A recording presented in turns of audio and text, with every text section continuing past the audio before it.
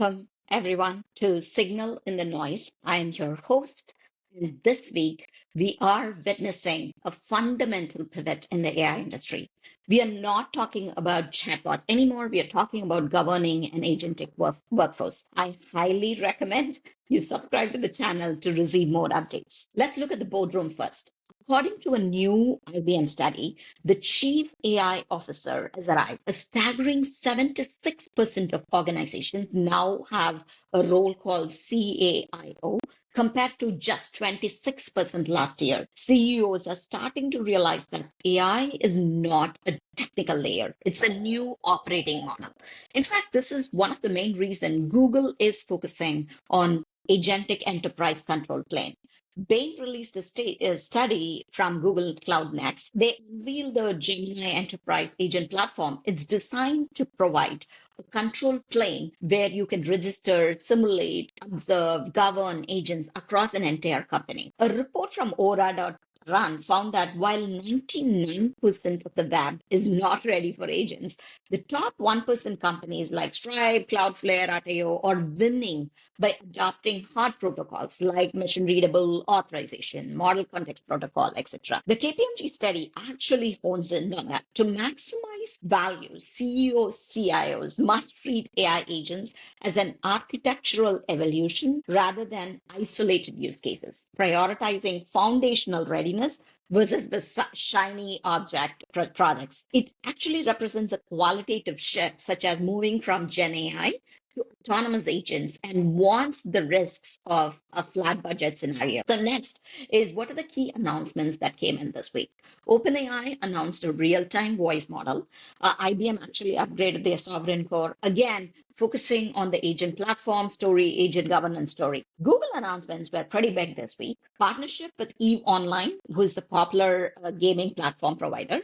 AI co-mathematician. It's a new research paper that is released, and the Alpha Evolve is showing business impacts. Google Health Coach is being globally available. These might look like a small announcements, but these are frontiers for the industry. If you look at the key announcements that came in, Sierra just raised nearly $1 billion enterprise raised nearly $1 billion as enterprise agents became must-have infrastructure for 2026.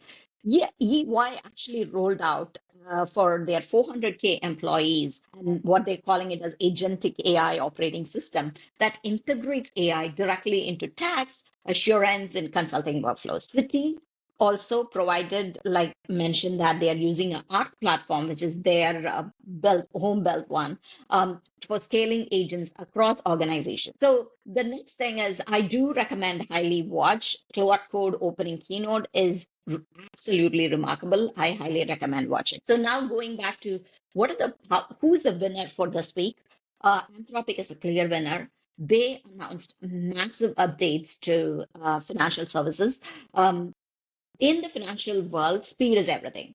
FIS and Anthropic announced a financial crimes AI agent. Right now, banks spend billions on anti-money laundering investigations, with staff manually digging through disconnected systems. This new agent they released can compress that investigation from days to mere minutes. Anthropic also are doubling down on services. They partnered with Blackstone, Goldman Sachs, Hellman and Friedman to form a new AI services firm, especially to help mid-sized companies who actually might lack in-house resources deploy Claude into their core operations. Anthropic also released financial services agents. This is nothing but a bunch of templates which has skills, connectors, and sub-agents, but completely for sure worth waiting for. The next industry which I am bullish on for AI is healthcare.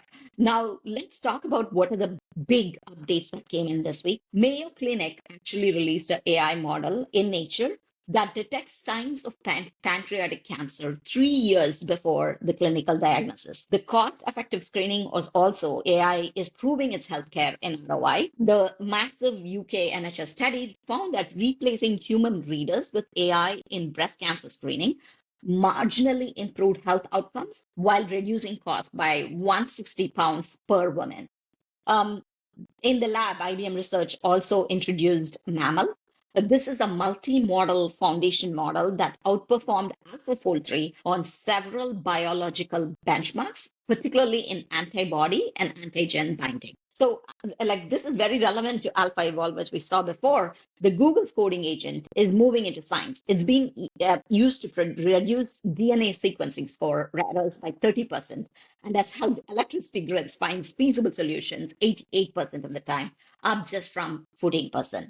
So, is it all smooth sailing? Not yet. This week also gave us terrifying, and if I were to call a loser, that is also Anthropic, because the cloud-powered coding agent encountered a credential mismatch and decided to fix it by deleting the entire production database and all recent backups. It took only 9 seconds, one API call. The agent's actual postmortem admitted, I guessed, instead of verifying. This is exactly why Cisco is acquiring Asterisk Security. They want to secure non-human identities, the API keys, service accounts these agents use to act autonomously. But done right, agents are active security superheroes. Mozilla used the new Claude Mythos preview to identify and patch 271 latent security bugs in Firefox, including some that has not been undetected for 20 years. Finally, we need to look at the macro picture. For the first time, US construction spending on data centers, $49 billion, has significantly outpaced office construction, which is 43. We are literally building the physical home for AI faster than we are building homes for human workers. However, a sobering study from MIT actually warns that firms are often using automation, not just for productivity, but to replace